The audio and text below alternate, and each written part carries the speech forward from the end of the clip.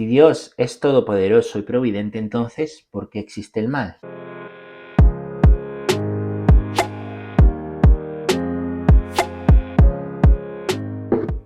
Muy buenas, ¿qué tal? ¿Cómo estáis? Bueno es veros un día más en nuestros vídeos del compendio del Catecismo de la Iglesia Católica. Seguimos hablando de la providencia. Hoy vamos con el punto número 57, ¿no? Habíamos dicho que somos libres al mismo tiempo que Dios es providente y de nuestras acciones, y con nuestras acciones va guiando la historia, pudiendo incluso sacar bien de lo malo. Habíamos dicho también que nosotros colaboramos con la providencia divina de tres maneras: con acciones, haciendo su voluntad, con oración y con el ofrecimiento del sufrimiento. Vamos a ver hoy entonces, si Dios es todopoderoso. Esta es una pregunta que muchísima gente se hace. Si Dios es todopoderoso, si Dios es providente, ¿por qué entonces existe el mal? Es decir, si Dios es bueno, todo lo puede, ¿por qué hay gente que sufre? ¿Por qué hay gente que tiene problemas? ¿Por qué los más pobres les va peor? ¿Por qué hay gente buena que sufre injusticias? ¿No? ¿Por qué? ¿Dónde está Dios? Y vamos a leer la pregunta y la respuesta como siempre. Si Dios es todopoderoso y providente, estamos en el punto 57, te recuerdo, ¿por qué entonces existe el mal? Al interrogante tan doloroso como misterioso sobre la existencia del mal, solamente se puede dar respuesta desde el conjunto de la fe cristiana. Dios no es, en modo alguno, ni directa ni indirectamente la causa del mal. Él ilumina el misterio del mal en su Hijo Jesucristo, que ha muerto y ha resucitado, para vencer el gran mal moral, que es el pecado de los hombres, y que es la raíz de los males restantes. Bueno, buena pregunta. Aunque en esto vamos a tener dos puntos para profundizar, vamos a responder a este primero, ¿no?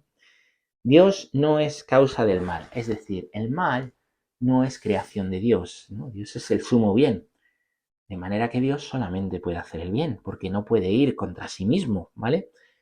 ¿Puede haber un círculo cuadrado? No puede haber, porque sería una contradicción. ¿Puede Dios hacer el mal? No, porque va en contradicción, ¿vale? Él no ha creado el mal.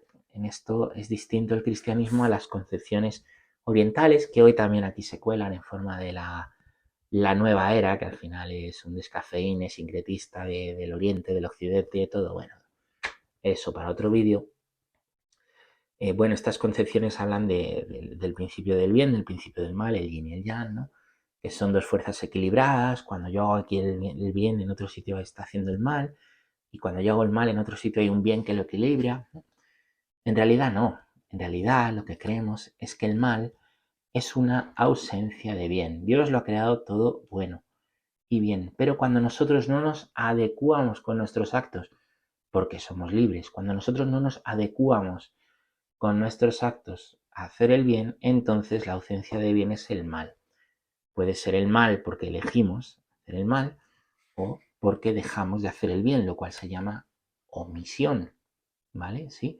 ¿Se entiende? Y dirás, pero entonces, ¿por qué nos deja Dios hacer el mal? Porque nos ha hecho libres.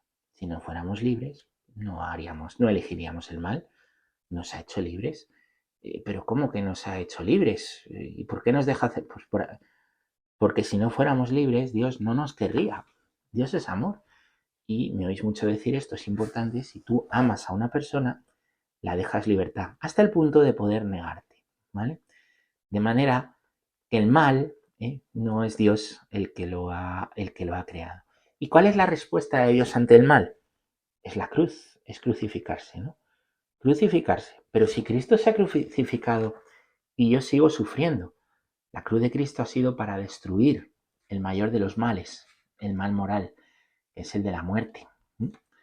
Ha sido para destruir ese mal, de manera que la muerte ha sido vencida. Nosotros aquí seguimos sufriendo el mal y seguimos sufriendo las consecuencias del mal, pero con la esperanza de que la última palabra sobre ese mal la tiene el Señor, con la esperanza de que la muerte es un paso al Padre, es un paso al cielo, es un paso a estar con Él, porque Él ha vencido a la muerte con las propias armas de la muerte, es decir, muriendo para darnos a nosotros vida. Si lees la palabra de Dios, el libro de Samuel, la historia del rey David dice que cuando David derribó a Goliat con la honda y la piedra, cogió su espada, la espada de Goliat, y le cortó la cabeza. Es una imagen de lo que ha hecho Cristo. Cristo ha cogido el arma del enemigo, que es la muerte, y con la propia muerte, entrando él en la muerte, la ha vencido, ¿vale? Bueno, vamos a seguir aterrizando esto en el próximo punto, ¿vale?